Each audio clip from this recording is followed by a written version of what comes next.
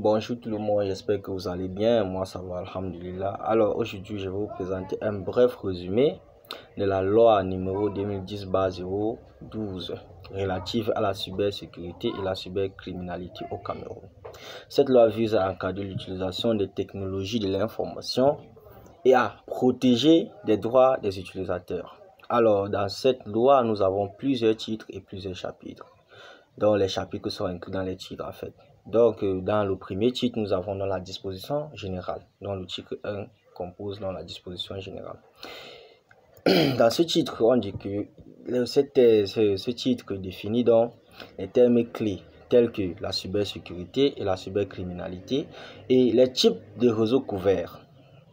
Il exclut aussi les applications militaires et sécuritaires.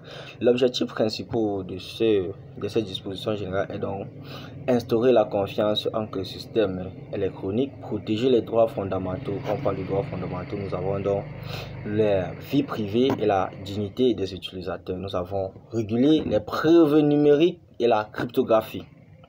Donc, dans le titre 2, nous avons la cybersécurité en elle-même. Dans la cybersécurité ici, nous avons le chapitre. Le premier chapitre parle de la politique générale. Donc, quand on parle de la politique générale, on voit déjà de quoi on parle. Donc, on parle du gouvernement, on parle de tout en général.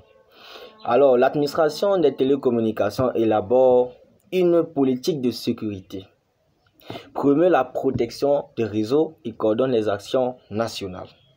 Donc, dans le chapitre 2, nous avons le rôle des agences nationales. Et quand on parle d'agences nationales, on sait déjà de quoi on parle quand on parle de sécurité informatique. Donc, tout ce qui concerne la télécommunication au Cameroun, on parle de l'ANTIC.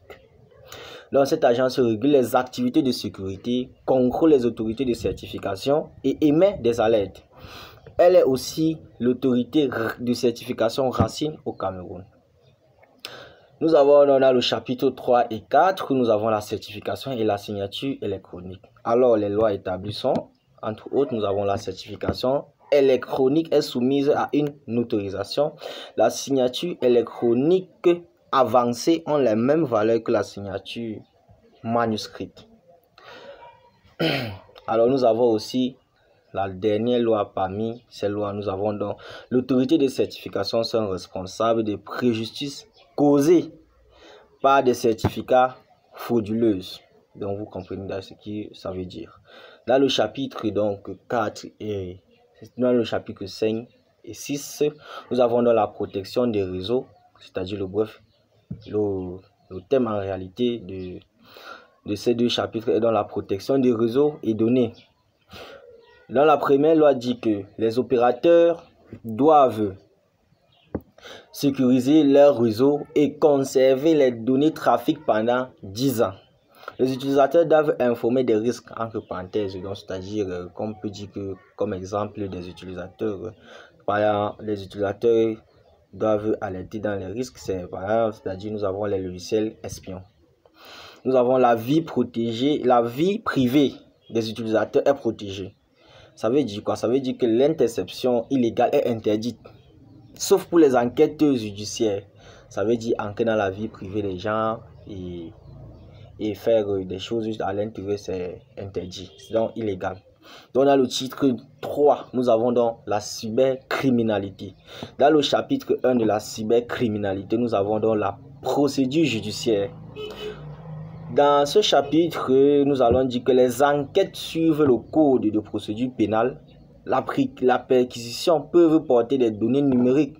Les experts peuvent être requis pour déchiffrer des cryptogrammes. Là, vous comprenez déjà ce que ça veut dire.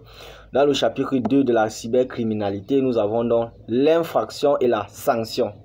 Alors, nous avons plusieurs infractions munies de leurs sanctions. Ici, nous avons l'accès illicite, c'est-à-dire l'amende est de 5 à 10 ans d'emprisonnement. Nous avons l'atteinte à l'intégrité des systèmes, 2 à 5 ans d'emprisonnement. Nous avons la diffusion des contenus illicites.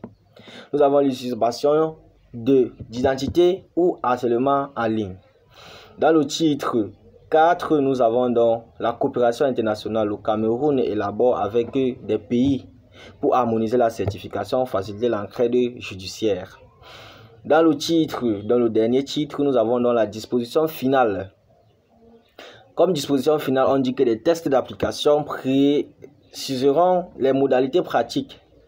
Les autorisations exigeantes restent valides jusqu'à expiration. Donc vous comprenez bien ce que ça veut dire. Donc les textes qu'on a mis, les lois qu'on a choisies resteront à vie jusqu'à l'expiration arrive. S'il arrive qu'on change de loi. Donc en conclusion ici, nous pouvons dire que cette loi, la loi camerounaise, est un cadre essentiel pour sécuriser les cyberespaces, protéger les citoyens et punir les cybercriminels. Elle s'aligne sur les standards internationaux tout en répondant aux enjeux locaux. Alors merci pour votre attention. C'était Abdoulaye Mama Awa.